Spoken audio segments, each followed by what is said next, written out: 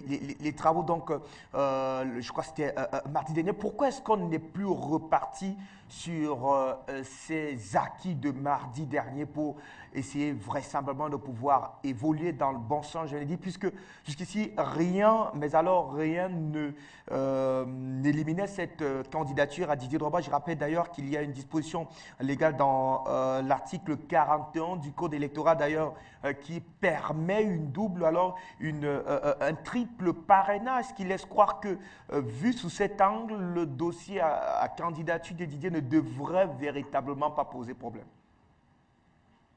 Oui, mais c'est cela. La candidature de Didier Drogba absolument ne pose aucun problème dans la réalité. Mais seulement que Didier dérange. Didier dérange dans ce sens que le comité exécutif qui est là, tous ces acteurs sont là depuis pratiquement près de 20-30 ans. C'est un système qui s'est imposé. Et on parle de fédération ivoirienne ou bien toute autre fédération à travers le monde entier, c'est une affaire de sous. Et récemment, pendant l'Assemblée générale ordinaire qui s'est tenue, on a tous l'information qu'il y a pas moins de 6 milliards de dettes au niveau de la Fédération ivoirienne de football. Et donc, il y a tous ces faits. Et nous avons une gestion calamiteuse de cette fédération.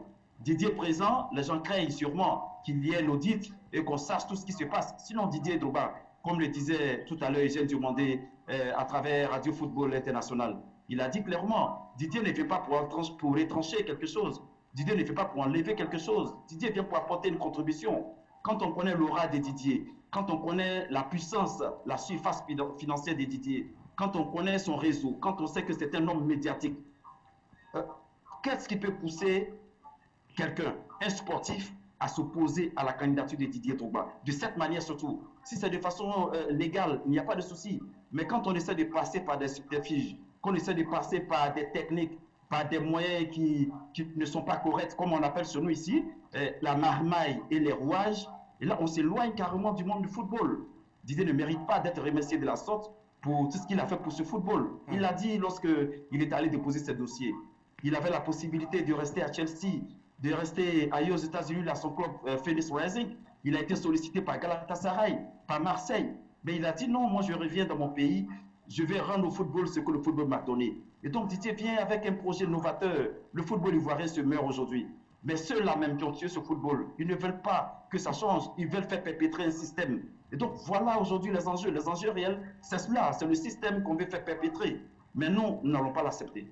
D'accord. Peut-être, très cher ami Benson, on n'est pas une nomination, mais on est tout aussi à une élection. Vous qui êtes d'ailleurs l'adjoint à la communication de M. Didier Drogba dans ce mouvement de soutien à Didier, est-ce qu'aujourd'hui, l'un des reproches que l'on fait à Didier est le suivant, ce qui ne se serait pas véritablement préparé à cette élection présidentielle, sinon élection au sein de la Fédération ivoirienne de football, sinon s'est-il revenu un peu plus tard alors que les uns et les autres avaient déjà une avance sur lui, pratiquement sur le terrain? Où est-ce que vous vous situez autour de cette opinion? Bon, moi, je valide du revers de la main cette opinion parce que Didier est prêt, son équipe est prête. Une élection, ce n'est pas un individu, c'est une équipe. La preuve en est qu'on parle de liste. Et donc, Didier Drogba est prêt. Didier, on le taxe de quelqu'un qui est à l'étranger. Il a été pendant combien d'années? Pendant plus d'une dizaine d'années, capitaine de l'équipe nationale de Côte d'Ivoire. Didier, il est régulièrement à Abidjan. Le football ivoirien, il se joue sur quelle planète? Dites-le-moi. Nous sommes sur toute la planète Terre. Le football ivoirien a des problèmes qu'on connaît tous, qui est la mauvaise organisation, qu'il n'y a pas d'infrastructure, les joueurs ne sont pas payés, c'est un football en délabrement. Et donc, pour cela, on n'a pas besoin de naître sur Jupiter pour apporter des solutions aux maux de ce football. Donc, Didier, tout ce qui avance cet argument botte carrément en touche. Didier s'est décidé au meilleur moment, au bon moment. La preuve en est qu'il a été l'un des premiers à postuler, il a été l'un des premiers à faire acte de candidature au niveau de l'opinion, à en parler. Et donc, le projet qu'il a, il est le seul à développer un tel projet. Tous ceux deux autres candidats qui sont là, ce sont des candidats qui sont là depuis plus de 20 ans, 30 ans, qui ont tourné toujours avec les comités exécutifs sortants. Ils n'ont jamais parlé de projet. Mais aujourd'hui, lorsque Didier arrive avec un projet, c'est là que tout le monde parle de projet. Et donc, qu'on ne dise pas que Didier s'y est pas pris assez tôt. Didier est arrivé au bon moment, au meilleur moment. Il est là pour la bonne période est là, la bonne période. Donc, il n'est pas question de dire qu'il n'est pas arrivé au bon moment et qu'il n'a pas occupé du terrain. Il occupe du terrain, il a ses forces. Mais dans ce cas, si on dit que Didier n'a pas occupé du terrain et qu'il n'est pas prêt et qu'il n'a pas les hommes avec lui pour gagner, on va aux élections. Pourquoi tripatouiller les tests? Pourquoi vouloir coûte que coûte l'humilier? Pourquoi vouloir coûte que coûte l'empêcher d'être candidat alors qu'on sait qu'il n'est pas majoritaire? Voilà le quiproquo. Donc, quelqu'un qui n'a pas qu'on dit qui n'est pas installé sur le terrain, qu'on dit qu'il n'a pas d'appui, allons-y aux élections en respectant les tests et on verra qui va gagner. Vous savez, le problème, c'est quoi? Ici, il y a trop de pression. Nous avons des présidents de clubs qui sont pratiquement affamés, je vous assure. Et ceux-là, lorsqu'on leur adresse des petits billets, ils se décident, lorsqu'on adresse des billets, ils sont facilement manipulables. Mais lorsque nous serons dans les urnes, le jour des votes, à bulletin secret, je vous assure, on les bat à plate couture. Et donc, voilà pourquoi est-ce que ses concurrents, en l'occurrence M. Sidi Diallo, qui est le président sortant, qui veut toujours garder pied au niveau de la fédération à travers son poulet qu'il est que sur Diabaté, et font tout ce qu'ils peuvent pour pouvoir carrément stopper Didier Tounet. Voilà la réalité. Alors, sinon, il n'est pas question d'autre chose. Merci. Vraiment, il faut dépassionner le débat. On va respecter les uns et les autres, sont surtout pas affamés. On est là pour parler de ce qui fait problème aujourd'hui au sein de cette fédération ivoirienne de football. Peut-être la prise de parole sur ce plateau central avant que d'évoquer dans ces recours annoncés il y a peu par le directeur de campagne de Didier Drogba, j'ai nommé Eugène Diomandé auprès de la Fédération internationale de football association. Michel Emma, sur ce plateau central, Emma, la première prise de parole aujourd'hui, comprenez-vous ce blocus de la candidature à Didier Drogba? Eh bien, je le comprends parce qu'on est en élection.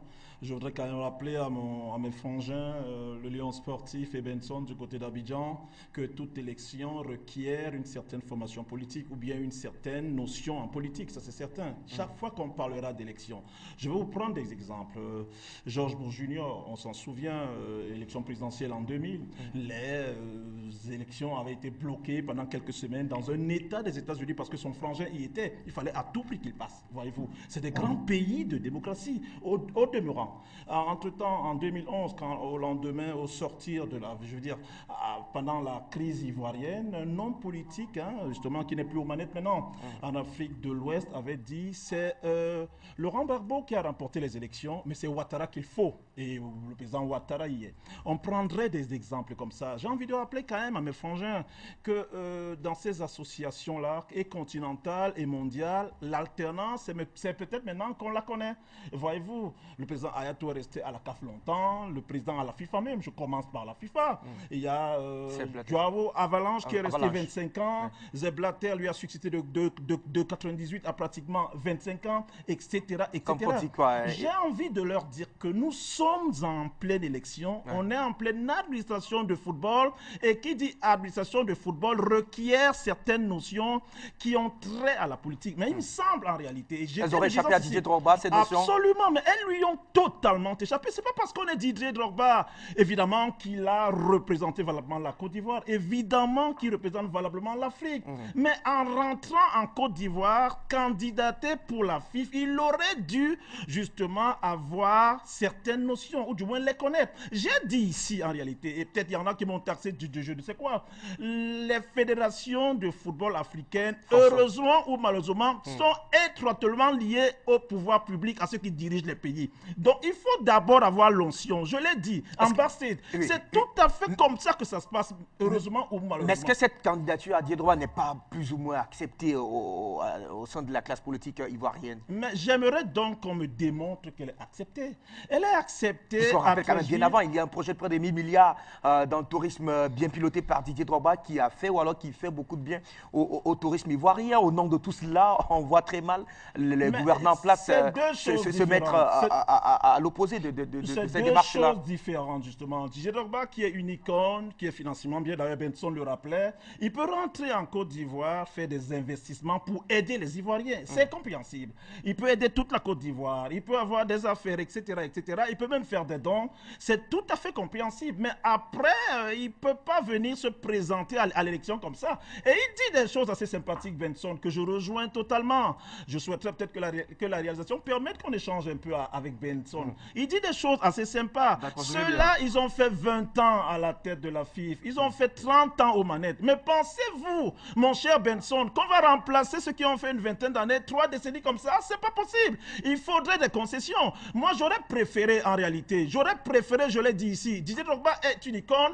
Pour moi, il est au-dessus de la FIFA. Vraiment, ça, je vous le dis. Didier Drogba, c'est comme Samuel Eto'o, leur place est à la CAF, leur place est à la FIFA. Ça n'est pas à la FIFA, parce que Drogba, son aura dépasse la FIFA. J'aurais souhaité une chose, que Drogba rentre en Côte d'Ivoire, qu'il se présentât même en réalité comme conseiller à la présidence de la FIFA, qu'il y investisse et qu'il se prépare à venir prendre la fédération. Et vous dites même des choses assez sympas. Vous dites même des choses sympas. Honnêtement, Benson, il y a des malversations financières, il y a certaines choses. Et ça, vous savez pertinemment que si Drogba arrive, Didier Drogba n'a pas faim, Didier Drogba a été éduqué à l'occidental, Didier Drogba, c'est un pédigré sur le plan du foot, peut-être pas certainement sur le plan de l'administration. Il viendrait donc mettre un coup de pied dans la fourmilière. Et cette fourmilière-là, justement, dépasserait même le cadre de la Côte d'Ivoire. Il faudrait que vous le rappeliez, il faudrait que vous le sachiez. Puisqu'il y a des télévisions étrangères qui retransmettent des matchs, etc., etc. Il y a des rétrocommissions, il y a des malversations financières. Vous pensez donc que Didier Drogba va venir éclabousser ça comme ça à 2-3 mois des élections présidentielles? Non. C'est des ramifications qui vont même au-delà de la présidence de la République. Et de ce point de vue-là, on ne pourra jamais, au grand jamais, permettre à Didier Drogba, malheureusement, de candidater. Dès lors que vous le savez, Didier, évidemment, avec vous qui êtes en Côte d'Ivoire, ça en aurait terminé, auriez dû tous, justement, prendre attache avec la présidence de la République ivoirienne pour avoir l'onction. Mais sachant pertinemment que ça ne peut pas être le cas, Didier Drogba, malheureusement, même s'il va aux élections, même si vous faites recours, on va lui trouver les pouces sur une tête chauve, justement, pour le disqualifier, malheureusement. Michel. Bon, je te concède ce que tu dis, seulement que ce que je vais ajouter, c'est quoi? Si aujourd'hui, par toutes ces manœuvres qui ne sont pas du domaine du football, qui ne sont pas du domaine du droit à proprement parler, on écarte une telle personne comme Didier, on aurait ouvert la voie à la promotion de la médiocrité. Parce que Didier Drogba, c'est l'excellence. Et imaginez-vous que tous nos frères et sœurs qui sont à l'extérieur, qui ont fait des études, qui ont des capacités, qui ont des qualités managériales et qui viennent en Afrique, et que parce qu'ils ne seraient pas dans tel ou tel système, on doit les empêcher d'apporter leur contribution au développement. C'est un crime en réalité. C'est un crime. On ne veut pas cautionner cela. Le football reste le football. Et même au niveau de la FIFA, il est interdit que les pouvoirs publics s'y mixent. Il est interdit que la politique s'y mixe dans le domaine du football. Donc ce n'est pas Didier Drogba, lui, qui est au fait du football international, qui est au fait des réalités, qui viendra aujourd'hui s'accoutumer de cela au niveau de la Fédération ivoirienne de football. Non, advienne ce qu'il pourra. Mais Didier Drogba, il arrive avec un projet qu'il veut présenter aux sportifs. On s'en tient qu'à cela. On regarde tout ce dont il est capable. On s'en tient qu'à cela. S'il y a d'autres éléments qui entrent en ligne de compte, mais qui ne relèvent pas du tout du football, on va en tirer les leçons, on va en tirer les conséquences. Qu'est-ce que la FIFA a dit dans ce cas bien précis? Et donc c'est cela, on ne doit pas donner blanc-seing automatiquement à ces personnes qui ne veulent pas faire la promotion des valeurs. Non. Avec vous, Benson, parce qu'on a cette sortie d'ailleurs de Eugène Diomandé, je l'ai dit tout à l'heure, le directeur de campagne de Didier Drogba, qui a d'ailleurs fait état de ce que le groupe à Drogba va d'ailleurs faire appel de cette décision. Donc, cette fois-là, au sein de la FIFA, pourquoi cette FIFA? Pourtant, il y a une commission de recours au sein de la FIFA. Oui, ce que Eugène Diomandé, qui est, j'essaie de rectifier, qui n'est autre que le coordinateur général de la campagne de Didier Drogba et non le directeur de campagne, ce qu'il dit est très important. On ne va pas devant la commission des recours simplement parce que cette commission qui a légiféré n'est pas reconnue par le staff de Didier Drogba. Ce n'est plus le président René Dibi qui est à la tête de cette commission. C'est une bande d'amis qui a été réunie pour prendre une décision inique et cynique pour rejeter la candidature de Didier Drogba. Dès lors, nous n'allons pas devant la commission de recours parce qu'aller devant la commission de recours signifie déjà cautionner ce qui a été fait. Or, nous ne considérons pas ce qui a été fait. Pour nous, il n'y a pas eu de décision à ce stade. On ne reconnaît pas cette commission. Alors, si on ne reconnaît pas cette commission, l'instance habilitée, puisque déjà le comité exécutif sortant, c'est déjà n'est plus crédible. Elle a perdu toute confiance. On se réfère automatiquement à la FIFA qui a envoyé un courrier et on va montrer maintenant que la commission ou bien sinon le bureau exécutif sortant n'est pas allé dans le sens de ce qu'a demandé la FIFA. Et donc, c'est toute cette démonstration que nous allons faire au niveau de la FIFA pour montrer que ce n'est pas d'abord la commission électorale qui a siégé, la commission électorale dirigée par René Dibi qui a siégé. Et donc, par conséquent, tout ce qui a été arrêté comme décision, ça ne regarde que les amis de M. Sidi Diallo et qui ont pris cette décision. Nous, on se réfère automatiquement à la FIFA. On ne reconnaît pas cette décision qui a été arrêtée, qui a été prise par une commission aux ordres. D'accord. Benson, le sang, c'est très prochainement. Vous y croyez à un retournement de situation dans ce dossier? Oui, tout à fait. Nous y croyons. Nous y croyons. La FIFA est une institution sérieuse.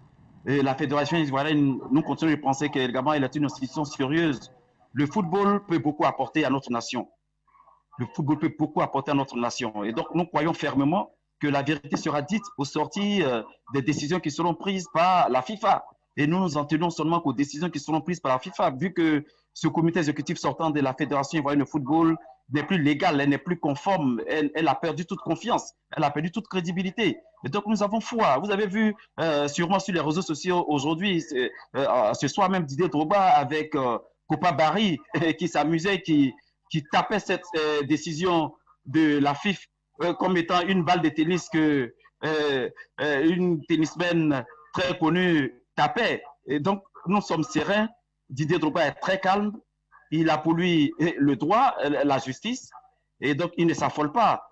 Les autres, ils ont abattu toutes les cartes. Ils ont abattu toutes les cartes. Nous allons sortir notre première carte. Cyril Pama, juste à vos côtés, qu'est-ce qu'il va falloir donc retenir puisque nous sommes en train de sortir de ce débat, de ce feuilleton Didier Drogba?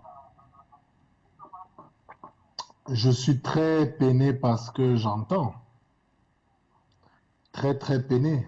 Parce que de ce que j'entends, en fait, nous, les Africains, les patriotes à l'étranger, nous sommes considérés chez nous comme des étrangers. Donc, il y a des gens qui ont fait 20 ans, 30 ans de règne bizarre et on doit encore se plier à eux, on doit encore... Mais attendez, on va où?